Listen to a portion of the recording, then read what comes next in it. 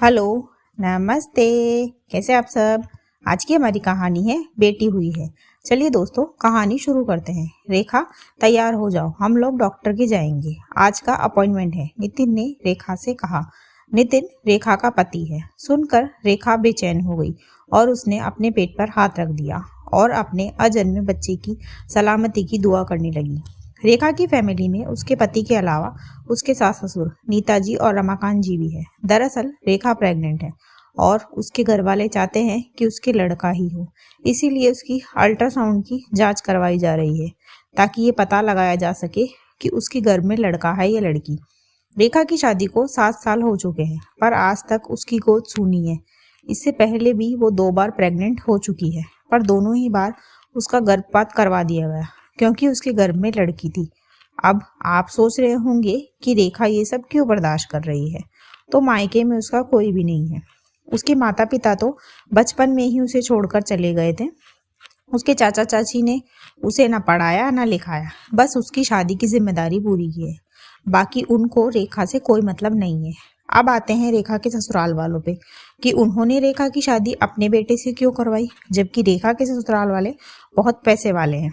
तो इसकी वजह है कि उसके आगे पीछे कोई बोलने वाला नहीं है और उस पर कितना भी अत्याचार कर लो वो घर छोड़कर नहीं जा सकती। कुल मिलाकर ससुराल में भी उसकी हालत नौकरों जैसी ही थी। खैर, अब आते हैं आज के मुद्दे पर।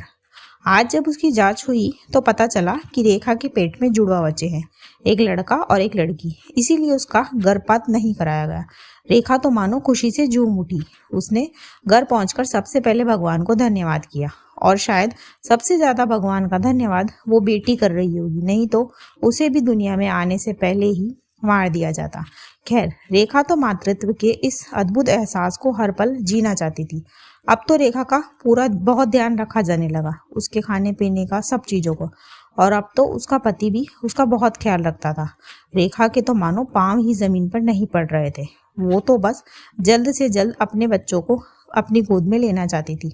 आखिर 7 सालों बाद उसे ये खुशी मिली थी। सच ही कहते हैं, माँ बने बिना एक औरत अधूरी होती है। खैर, ऐसे ही 9 महीने बीत गए और एक दिन रेखा को प्रसव पीड़ा हुई। उसे हॉस्पिटल में एडमिट करवाया गया। कुछ देर के बाद नर्स ने आके बताया कि रेखा की बेटी हुई है। तो उसकी सास बोली, अरे ऐसा कैसे हो सकता है, मेरी बहू को जुड़वा बच्चे थे। तब नर्स ने बताया कि उसे बेटा मारा हुआ है, जिसे सुनकर उसकी सास दहाड़े मार मार कर रोने लगी और उसका पति डॉक्टर पर चिल्लाने लगा कि आप लोगों की लापरवाही की वजह से मेरे बच्चे की जान गई है। और उसने पूरे हॉस्पिटल में हंगामा कर दिया। जब डॉक्टर ने उसे बोला कि आपका बेटा पेट में ही मर चुका था, फिर भी वह नहीं माना और गुस्से में अपने नवजात बच्ची को उठाकर मारने की कोशिश करने लगा। ये सब देखकर हॉस्पिटल वालों ने पुलिस को कॉल कर दिया। कुछ देर बाद जब पुलिस आई तो उन्होंने सबसे पूछताछ करी। पुलिस को देखकर नितिन के पसीने छूट गए और उसने जाकर रेखा को धमकाया कि अगर उसने उसके खिलाफ कुछ भी बोला तो अच्छा नहीं होगा। फिर जब रेखा से पूछताछ की गई तो उसने अपने ससुराल वालों के खिलाफ गवाही दे दी, क्योंकि वो जानती थी कि उस घर में उसकी बच्ची की जान को खतरा है और एक माँ अपने बच्चे की सलामती के लिए कुछ भी कर सकती है। जब अस्पताल वालों को पता चला कि रेखा का कोई नहीं है तो अस्पताल के स्टाफ ने उसकी बहुत मदद करी। रेखा और उसकी बच्ची पूरे 1 महीने तक अस्पताल में ही रहे और हॉस्पिटल ने उससे कोई पैसा नहीं लिया। फिर डॉक्टर ने उसे एक एनजीओ तक पहुंचाया जहां पर उसका और उसकी बच्ची का खूब ख्याल रखा गया। साथ ही साथ उसे काम भी दिलवाया गया ताकि वो अपनी बच्ची का पालन पोषण कर सके। दूसरी तरफ नितिन की पूरे समाज में बदनामी हो गई, इसीलिए उसकी दोबारा कहीं शादी नहीं हुई। आज रेखा अपनी बच्ची के साथ बहुत खुश है। दोस्तों, बेटा और बेटी में इतना फर्क क्यों? मेरे इसी सवाल के साथ कहानी खत्म होती है। कहानी आपको कैसी लगी मुझे कमेंट बॉक्स में जरूर बताएं। ऐसी ही और कहानियां सुनने के लिए मेरे चैनल KNY के हिंदी कहानियां को सब्सक्राइब जरूर करें।